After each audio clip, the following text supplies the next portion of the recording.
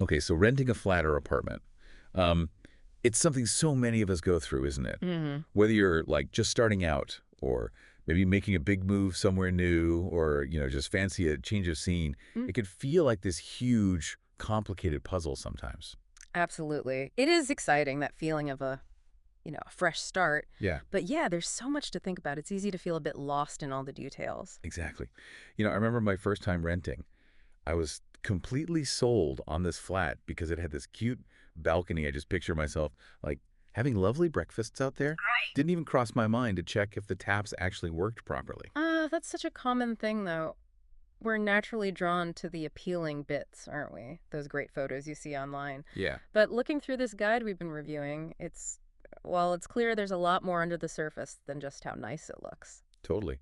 The material we've been digging into really hammers home, looking beyond just the pretty pictures. Mm-hmm. There was even this story about someone who found what seemed like the perfect place online, lovely photos and everything, only to realize after moving in that it was directly above a live music venue. Oh, wow. Yeah, going until like 3 a.m. every single night. Imagine that surprise. Oh.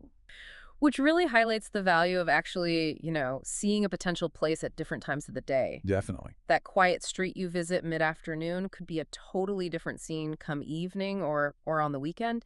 It's about getting a real feel for the place. And then there's the big one, money.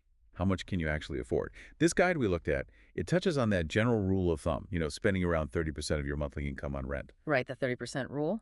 But it also makes a really crucial point that in some big cities, think like New York or London, that figure can easily jump up towards 40 or even 50% just to get a place on your own. Yeah, that 30% is a useful benchmark, I suppose, but it's definitely not set in stone. It really depends on, well, your personal situation, your lifestyle, and obviously the specific rental market you're in. For sure. And if those solo numbers seem a bit scary, the guide quite rightly brings up the option of sharing roommates. Roommates. Yeah, definitely a great way to split the bills. No doubt about that. But the material we've looked at also had this hilarious, although maybe slightly terrifying, story about someone whose roommate decided 6 a.m. was the perfect time to fry fish. Oh no, 6 a.m. Yep. It really brings home the point that choosing compatible housemates is, well, it's about more than just splitting the rent, isn't it? It's kind of about shared sanity, too. Precisely. Living that close to someone, it really requires a certain level of understanding and maybe similar routines or at least tolerance. Totally. Okay, so let's say you've done that initial research. You've got a budget sorted, more or less, and you're actually going to see some places. What are the absolute must checks during those visits? Right. This is where you need your detective hat on. One thing that really jumped out from the guide is checking for natural light, apparently. It can completely change how a space feels. Makes a big difference. And then you've got to be eagle-eyed for any signs of dampness or mold. Especially check bathrooms around window frames. Oh, and here's a tip from the source I probably wouldn't have thought of. Actually, turn on the taps. Check the water pressure. Run the shower for a minute. Yes. Those seemingly small things can actually have a huge impact on your day-to-day life, can't they? Good water pressure is not a luxury. Tell me about it. And beyond those kinds of structural checks, the guide also really emphasizes asking those practical questions, like about utilities. Definitely. What's actually included in the rent? What isn't? And crucially, what are the average monthly costs for the things that aren't included? You really don't want any nasty surprises with bills you weren't expecting. Exactly. And while you've got the landlord or agent there, don't be shy. Ask those key questions, like how quickly do they usually deal with repair requests? What's their policy on, say, painting a wall or putting up shelves? And obviously, if you have a pet or are thinking of getting one, what are the rules? Got to know Yes. that up front. Asking those specific questions right at the start can save you so much potential frustration later on, which I guess naturally leads us to maybe the most crucial document in this whole thing, the lease agreement. Oh, the lease. Yeah. It's so tempting, isn't it, when you're excited about a place, to just give it a quick skim, sign on the dotted line. Mm-hmm. But the guide is really, really firm on this. Yeah. You absolutely need to read every single word, including all that dense fine print, because that's often where they hide the clauses that can really, catch you out later. It's amazing how many people just glance through it. The material we reviewed specifically mentioned common hidden clauses, things like hefty termination fees if you need to break the lease early, Right. or potential deductions from your security deposit for things you wouldn't even think of, and even mandatory professional cleaning fees when you move out, regardless of how spotless you leave it. Imagine getting hit with that unexpectedly. Seriously. And speaking of security deposits, that's another really common headache for renters, isn't it? Not getting the full amount back. Yeah, happens all the time. The advice here is so valuable. Document everything. Take really thorough photos, even videos, of the entire property the moment you move in. Note down any existing damage, scuffs, anything. Uh-huh. Condition report. Exactly. And then do the exact same thing when you move out. It's basically your best evidence against unfair claims on your deposit. That visual proof can be incredibly powerful if there's any disagreement later. Okay, let's shift gears slightly. Location. The guide brings up this really interesting point about the trade-off, the perfect apartment versus the perfect location. It's a real balancing act, isn't it?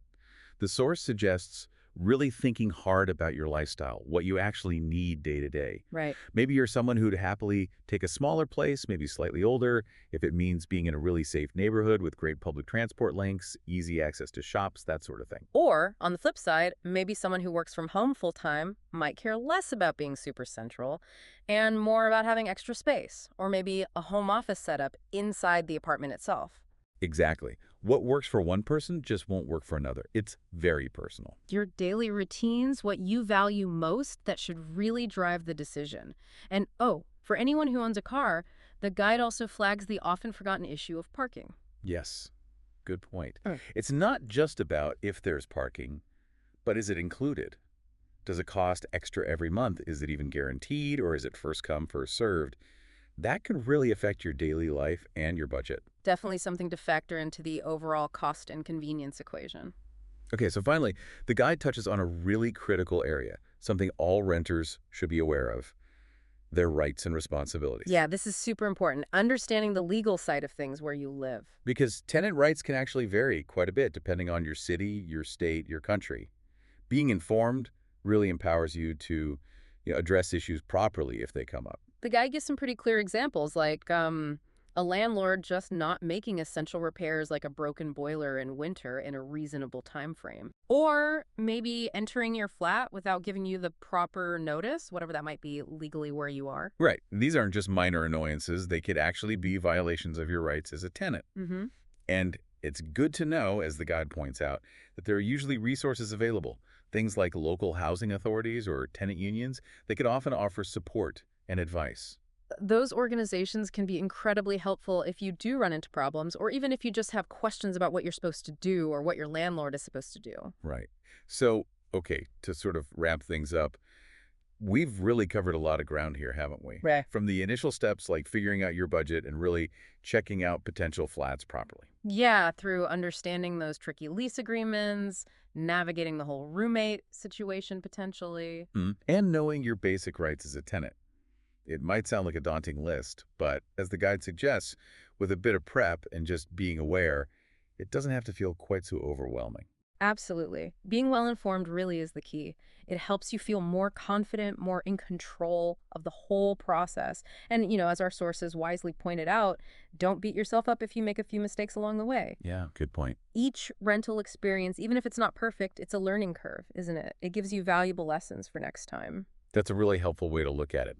So maybe as a final thought for you listening, as you think about your next rental, or perhaps your very first one, really take a moment to consider what your non-negotiables are.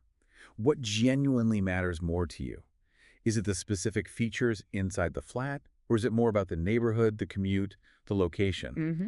And how might some of the things we've talked about today, the budget realities, the inspection tips, Yeah. the lease warnings, Mm. how might they shape the way you approach making those decisions? Definitely something to mull over.